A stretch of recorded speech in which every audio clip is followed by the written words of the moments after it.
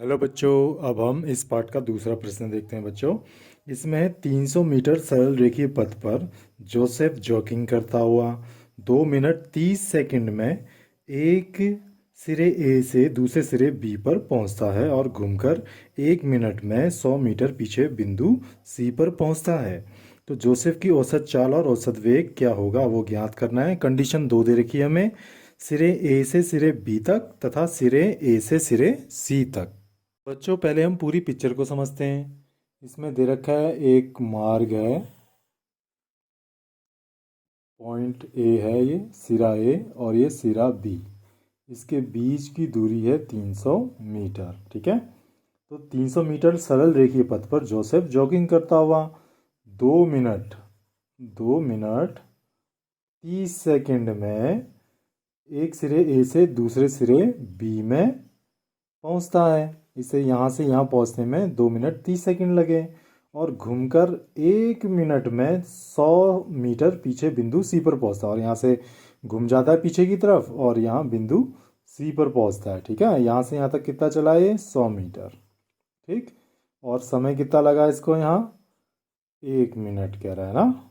1 minute यानी कि 60 second का समय लगता है। ठीक, तो हमें स्थिति 1 और 2 के बारे में बताना है। तो हमें बताना है अब बच्चों सिरे ए से सिरे बी तक की स्थिति में। ठीक है, तो हम फिर से चित्र बना लेंगे। ये पॉइंट ए है और ये पॉइंट बी है और मार्ग है 300 मीटर लंबा। यह इतना डिस्टेंस वो ट्रेवल करता है ए से बी तक पहुंचने में। समय दे रखा है हमें 2 मिनट 30 सेकेंड। ये मीटर में है तो ये हमें पूरा सेकंड में कन्वर्ट करना पड़ेगा। ठीक है, 1 मिनट में 60 सेकंड होते हैं, तो 2 मिनट में 2 × 60 प्लस, क्योंकि ये 30 सेकंड पहले से सेकंड में ही है तो इसे 30 का 30 लिख लेंगे। तो ये कितना आ जाएगा बच्चों, 120 प्लस 30 बराबर 150 सेकंड आ गया। अब हमें ज्ञात क्या करना है बच्चों, औसत चाल और औसत वेग ज्ञात करना है हमें। ठीक है, तो पहले हम ज्ञात कर लेते हैं औसत चाल यानी कि एवरेज स्पीड। तो एवरेज स्पीड क्या हो जाएगी बच्चों इसकी, एवरेज स्पीड हो जाएगी आपका टोटल डिस्टेंस बट्टा टोटल टाइम, यानी कि उसे कुल दूरी चलने में कितना कितना दूरी उसने ट्रेवल करा और कितना समय लगा उसे कुल दूरी चलने में। ठीक है, तो ये कितना हो जाएगा बच्चों, कुल दूरी कितनी तय करी इसने 300 मीटर और कुल समय कितना लगा उसको 2 मिनट 2 मिनट 30 सेकेंड यानी कि 150 सेकेंड। तो 0 से 0 उड़ गया और 5 के टेबल से देखो, 5 × 3 = 15, 5 × 6 = 30। तो कितना आ गया ये 6/3 यानी कि 3×2 = 6। तो 2 मीटर प्रति सेकंड की स्पीड से जाएगा ये। ठीक है, ए से बी तक। अब दूसरा चीज़ हमें क्या ज्ञात करना है उसको देखते हैं। दूसरा हमें ज्ञात करना है बच्चों औसत वेग यानी कि एवरेज वेलोसिटी। एवरेज वेलोसिटी क्या होती है बच्चों, एवरेज वेलोसिटी होती है टोटल डिस्प्लेसमेंट। टोटल डिस्प्लेसमेंट मतलब कुल विस्थापन बट्टा टोटल टाइम। कुल विस्थापन यानी कि कुल विस्थापन होने में उसे कुल कितना समय लगा। तो बच्चों इसको देखो, पॉइंट ए और पॉइंट बी, जब हम विस्थापन की बात करते हैं बच्चों तो हमें सिर्फ देखना होता है इनिशियल पोजीशन यानी कि प्रारंभिक स्थिति और वस्तु या व्यक्ति की अंतिम स्थिति फाइनल पोजीशन। ठीक है, विस्थापन क्या होता है हमें पता है, प्रारंभिक स्थिति और अंतिम स्थिति के बीच की न्यूनतम दूरी। तो ये एक स्ट्रेट लाइन में चलता है, एक सीधी रेखा में चलता है, तो और कोई रास्ता तो है नहीं पॉइंट ए से पॉइंट बी तक पहुंचने का। तो न्यूनतम इसके प्रारंभिक और अंतिम सिरे के बीच जो न्यूनतम दूरी है वो भी वही होगी जितना कि इसने डिस्टेंस ट्रेवल करा 300, ठीक है। तो ये हो जाएगा आपका 300 और कुल कितना समय लगा, उतना ही समय लगा 150 सेकेंड, और ये मीटर, ठीक है। तो ये भी कट के उतना ही आएगा 2 मीटर पर सेकेंड। अब बच्चों इसके दूसरे भाग में देखते हैं, सिरे ए से सिरे सी तक पहुंचने में हमें ये दोनों चीज़ें निकालनी है, एवरेज स्पीड और एवरेज वेलोसिटी। तो हम इसका डायग्राम बना लेते हैं बच्चों। ये क्या था, पॉइंट ए था, ये पॉइंट बी था। इसकी दूरी कितनी थी, 300 मीटर की थी। अब ये यहाँ से क्या हुआ, बी पॉइंट में पहुँचा और यहाँ से वापस आ गया, वापस आया सी पॉइंट तक। और यहाँ से यहाँ तक का ये बच्चों कितना चला, 100 मीटर का डिस्टेंस इसने ट्रेवल करा। कितने समय में, 1 मिनट में ट्रेवल करा। 1 मिनट यानी कि मिनट को हमें सेकंड में कन्वर्ट करना पड़ेगा, तो 60 सेकंड लग गए, ठीक है। तो अब हमें निकालना है नंबर 1, एवरेज स्पीड क्या होगी इसकी।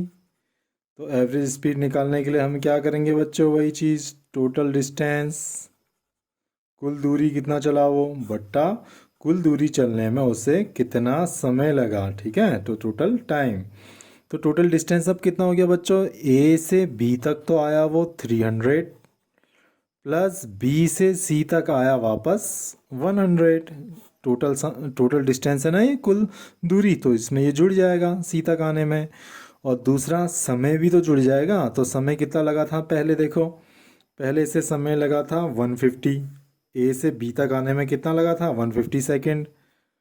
और फिर बी से सी तक आने में कितना समय लगा, 60 सेकेंड, 1 मिनट, ठीक है। तो ये आपका आ गया 400/210। तो पॉइंट से पॉइंट कट गया, 40/21 आ गया, ठीक है, 40/21। और 40/21 का इसके भागा दे के आएगा आपका 1.90 मीटर पर सेकेंड। तो अब बच्चों दूसरी स्थिति में हम देखते हैं एवरेज वेलोसिटी, यानी कि औसत वेग कितना लगा। तो औसत वेग बराबर होता है बच्चों टोटल डिस्प्लेसमेंट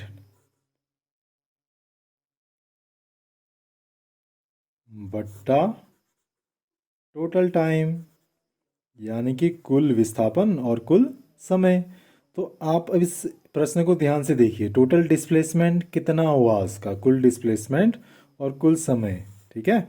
तो डिस्प्लेसमेंट के लिए हम क्या देखते हैं बच्चों, इनिशियल पोजीशन आईपी, और देखते हैं फाइनल पोजीशन एफपी, ठीक है, फाइनल पोजीशन एफपी शॉर्टकट में मैं कह रहा हूँ, क्योंकि ये ए से बी में आया और बी से मुड़ करके वापस गया ना। तो प्रारंभिक स्थिति ये थी और अंतिम स्थिति कहाँ है, ये है, ठीक है। तो हमें जो डिस्प्लेसमेंट है विस्थापन में मतलब सिर्फ होता है प्रारंभिक और अंतिम स्थिति के बीच की न्यूनतम दूरी। तो इसकी न्यूनतम दूरी कितनी हो जाएगी, ये हो जाएगी, ठीक है। तो ये कितना हो जाएगा, यहाँ से यहाँ तक कितना है 300, तो 300, और यहाँ से यहाँ तक कितना है 100। तो यहाँ से यहाँ तक ए से सी तक कितना हो जाएगा, 300 माइनस 100। और टोटल टाइम तो उतना ही लगेगा ना, यहाँ से यहाँ आया फिर यहाँ से यहाँ आया, तो टोटल टाइम तो उतना ही लगेगा। कितना था, 150 प्लस 60, यानी कि 210, ठीक है बच्चों, इतना टोटल था। तो ये आ गया आपका 200/210। तो ये आ गया आपका 20/21, ठीक है। तो इसको हल करके आएगा आपका 0.952 मीटर पर सेकेंड, ठीक है बच्चों। बच्चों इसका एक भागा मैं आपको समझा देता हूँ जो शायद कुछ बच्चों को कुछ टफ पड़ सकता है। तो देखो बच्चों, ये 21 दूनी तो जा नहीं सकता, इस 40 से बड़ी संख्या आ जाएगी 42, ठीक है। तो ये इससे छोटी संख्या ही होनी चाहिए, तो 21 से कम 21 आएगा। अब इसको घटा के कितना आ जाएगा, 9 आ जाएगा, और यहाँ आ जाएगा 1 आ जाएगा, ठीक है। तो अब देखो यहाँ आगे संख्या लेने के लिए कुछ नहीं है, कोई संख्या नहीं है यहाँ, तो हमें यहाँ पॉइंट लगाना पड़ेगा, और पॉइंट जैसे यहाँ लगेगा यहाँ 0 लग जाएगा, ठीक। तो अब ये किससे जाएगा, 10 से तो जा नहीं सकता, 210 हो जाएगा, तो 9 से जाएगा, ठीक है। तो 21 9 189। अब इसको घटा के कितना आया, 1 आया, ठीक है, 1 आया। और आगे हमारे पास कोई संख्या नहीं है, यहाँ पॉइंट जीरो, यहाँ पॉइंट है तो यहाँ एक शून्य लगा देंगे, ठीक है। लेकिन शून्य लगाने के बाद भी जो ये संख्या आई ये इस संख्या से छोटी है, तो क्या होता है, ये संख्या जब इस संख्या से छोटी है शून्य लगाने के बाद भी, तो भागा टूट जाता है। तो उस स्थिति में हमें यहाँ शून्य लिखना पड़ता है और यहाँ हम एक जीरो बढ़ा देते हैं, ठीक है। तो अब ये जाएगा 4 से, तो 4 × 84, ठीक है बच्चों। इससे ऐसे ही भागा करते रहेंगे, बस हमें शून्य के बाद 2 पॉइंट तक लेना होता है, ठीक है। ये मैंने आपको 3 पॉइंट तक बता दिया है, तो इसका आंसर आएगा 1.904, ठीक है बच्चों। अधिकतर बच्चे इसमें गलती करते हैं जहाँ याले पोर्शन में गलती करते हैं जहाँ भाग टूटता है, ठीक। बच्चों, जिन बच्चों को भागा समझ में नहीं आया वो इस चार्ट को देख लें, इसमें भागा समझने का प्रयास करें, ठीक है। देख के मैंने प्रत्येक का भागा दे दिया है। तो थैंक यू बच्चों, आशा करते हैं आपको समझ में आ गया होगा।